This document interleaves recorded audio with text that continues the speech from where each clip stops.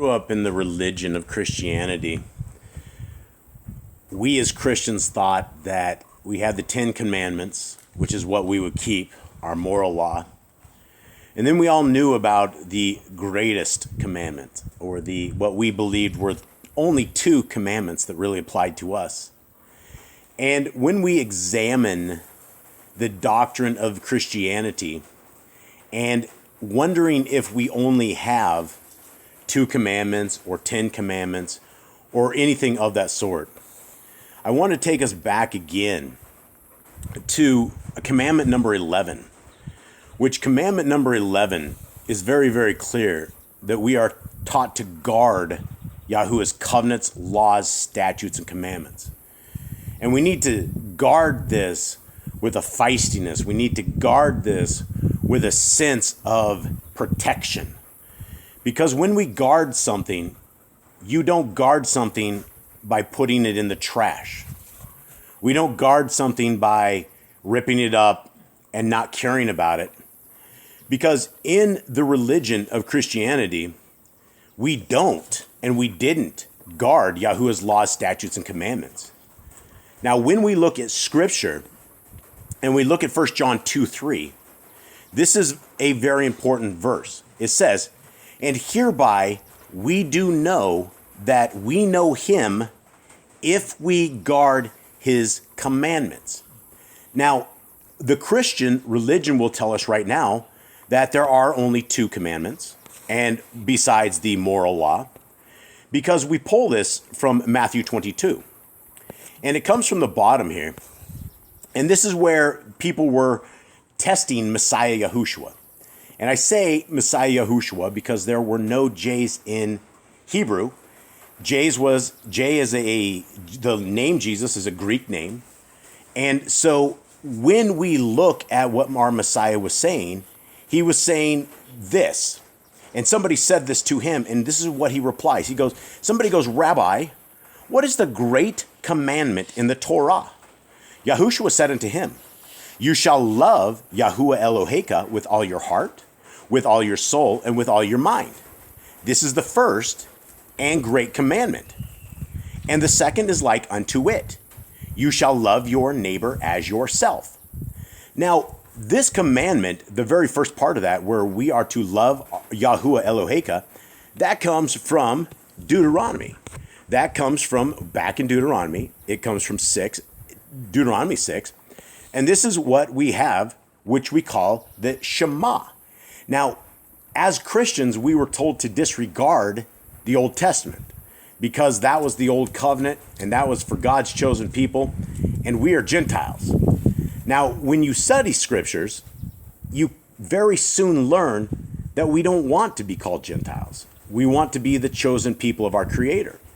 And so when we are looking at the greatest commandment, which is this, "And you shall love Yahuwah Eloheka with all your heart and with all your soul and with all your might.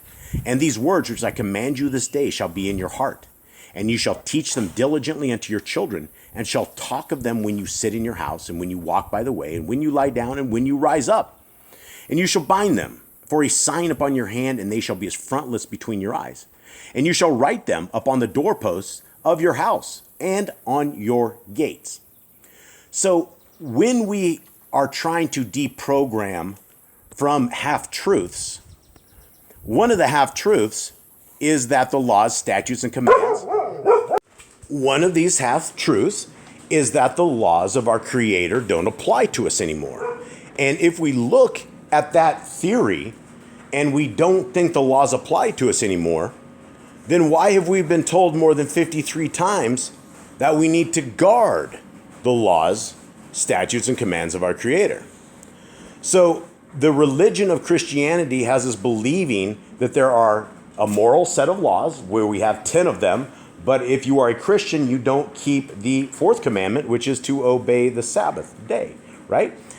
So there's a problem. There's a problem with all of the philosophy, and there's a problem with all of this religion, and where we hook our star up to religion and we disobey the laws, statutes, and commandments of our Creator. So it's not that there is the greatest commandment out there, but it is that the greatest commandment has us fall upon all of the rest of the commandments. If you say that you love your parents with all your heart, mind, and soul, but yet you disrespect your parents, you loathe your parents, you don't take care of your parents, you are angry towards them, you just don't like them, then that isn't loving your parents with all your heart, mind, and soul. Now we have a greater parent than our parents. And that greater parent is Yahuwah. And it's simple enough what he has told us to keep. People think that keeping the laws of our Creator are very hard, when in fact, they're very easy. In fact, that's more of the deprogramming that we have to go through. Because we've all been taught that these are some laws that are so hard to deal with that nobody's going to be able to do it, and it's going to put you in a ball and chain. You're going to be oppressed. It's just not going to be a good life if you're under the law. My friends, being under the law means that you are blessed. Being under the law means that you fall under the protection of our Creator. That doesn't mean bad things won't happen to you, but it means that when bad things do happen to you, you have an entity that is willing to help you. And there's no better way to live.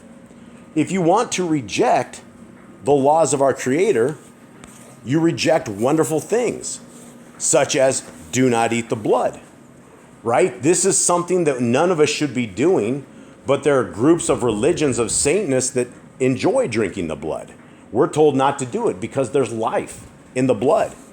We're also told to master sin. Master sin is as easy as stopping pornography. It's as easy as walking correctly according to the Torah. When we walk against the Torah, we're going to be cursed. But everything in these laws, statutes, and commands are awesome. They're beautiful. They will enhance your life. They will beautify your life, and they will help you on this kingdom road. My friends, this walk that we have is not a walk for this present time. The walk that we have is a resume for the kingdom to come. It is a resume that our Creator and His Son are going to look at, and they're going to say, okay, do you qualify for the awesome position of the kingdom to come? Have you been obedient? Do you truly love our Creator with all your heart, with all your mind, and with all your soul?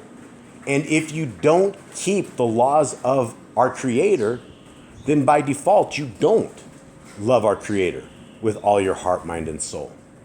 We're called to be obedient. There's nothing wrong with being obedient. If people think it makes you a lesser of a man to be under the guidance of the Creator who created us, I say that makes us a smart man. We need to do what is right for us, and we need to protect our soul. We need to always love our Creator with all our heart, mind, and soul. And then I will leave it with this. Guys, we need to guard this. When you guard it and you put your dukes up, when somebody's coming at you and you see people squaring off and you put the guard up, that's what it means. It means to protect the Torah with everything, especially your soul.